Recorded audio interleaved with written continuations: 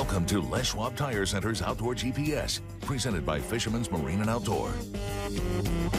Good morning, everyone. I'm Owen Hayes. You're watching Les Schwab Tire Center's Outdoor GPS, presented to you by Fisherman's Marine and Outdoor. And make sure you head over there and take advantage of the buy three, get one free deal still going on through the end of the month. If you're chasing trout or kokanee, you want to get over there and get yourself stocked up before things get, light on product, which happens this time of year, especially if you're looking for trout gear.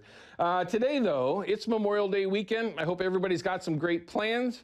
I mentioned this earlier in a little Facebook thing. If you're watching the show at home, you just didn't get out. Well, we're going to try to give you some ideas of what you can do this weekend.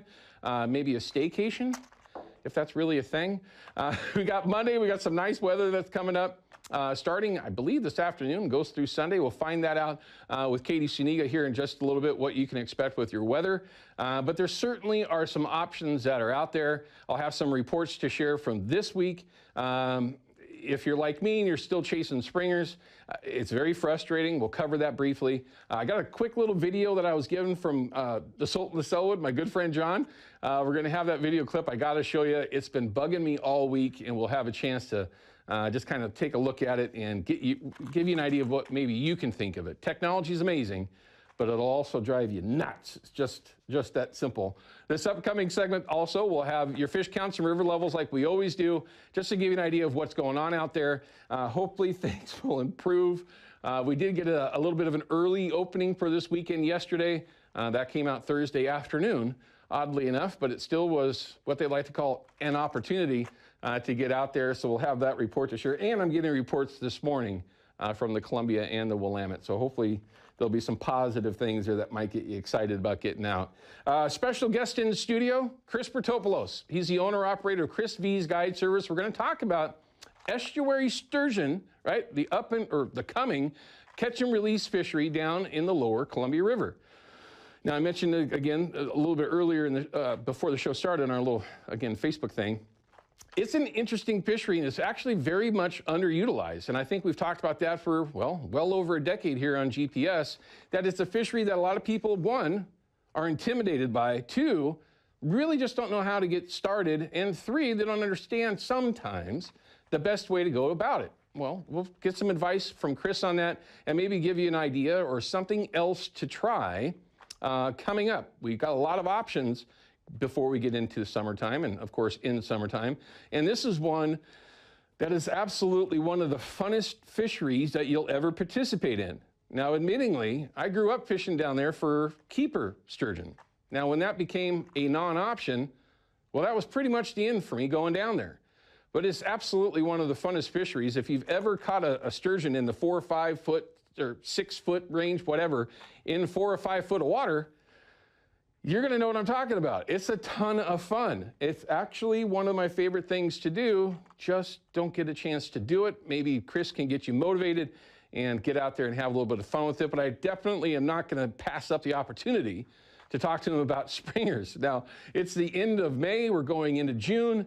And June, for whatever reason, the last probably a lot longer than any of us thought, is about the best time, it seems like, to chase spring chinook in the Willamette. So we'll get some advice from him, see what he's going to be doing going forward, chasing those things around as well. As you all know, I like calling it beating your head against the wall and wondering why the wall never moves. There's a definition of that. I'm not going to get into it right now because it'll make me look dumb. But at the very least, we're going to try to give you some insight on what you can do out there. Also, we got the Chevy Silverado Tech Tip of the Week, and Chris doesn't know this yet, but he brought in his rod and reel combo that he likes to use when he's down there chasing those things. So we're going to find out what it is that you should do when you head out there and chase some of those estuary sturgeon, or even if you're going to chase catch and release sturgeon on the Willamette, the Columbia, wherever it might be. It's advice that will help you be more successful out there. I've been doing this show for nearly 16 years. It'll be 16 years in July. That's a long time. I hope everybody appreciates that like I do. Forever. We rarely talk about sturgeon.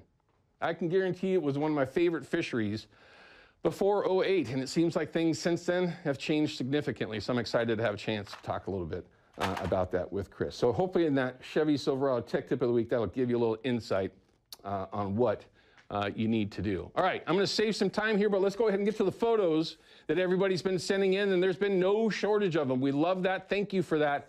Please continue to send them in. We'd love to show you off. Now, what is this? Got a first place in the Les Schwab Kids Fishing Derby. Oh, this was just recently. Well done, Bailey. Were they chasing trout or bass? I don't know. But very cool. First place is always cool, and I love the shirt, man. Brad, representing Brad's. There you go. I wonder if he was using some of their product. Oh boy.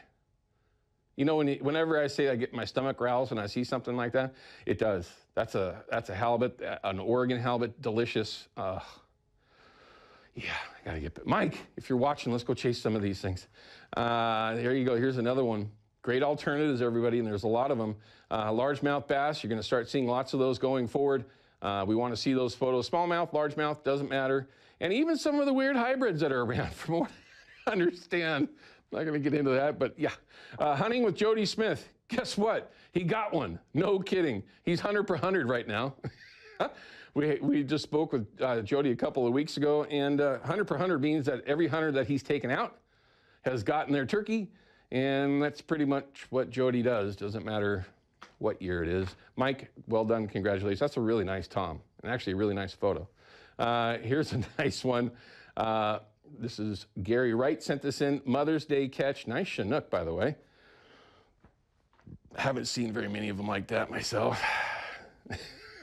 They're just dinks this year for me, at least. Rennell's first Springer. Steve, thanks for sending that in. That's a dandy. And they've just been delicious. They're always delicious, but this year, I don't know why. Maybe because last year it was such a struggle. This year, yeah, been pretty good. Pete, hey, Coach Pete. That's down there in California. That's my daughter's soccer coach. Was just down in California. They were chasing some fish around on a trip. I don't know what that is, but it looks delicious. Yeah, I don't mind that at all.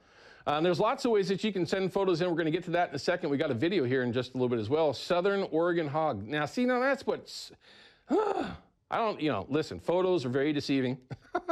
And I can make a 12-pounder look like a 20. We call that an Oregon 20, by the way. But yeah, that's a real one. I'd like to see one of those myself. I wonder what part of Southern Oregon that came out of. What river system, mouth, were interesting. Roger, nice fish. Thanks for sending that in. And here's a video from an event that was just held. We had them here in the studio. River at Columbia Springs Youth Day. We were talking about this event, and the kids get a chance to chase some trout around in a very big trout pond.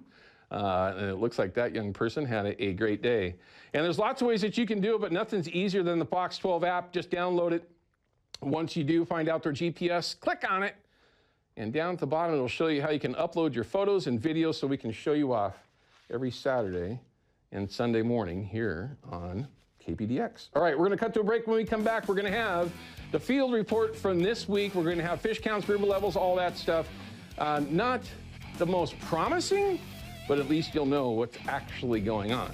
We'll be back with Outdoor GPS in just a couple minutes. Don't go anywhere.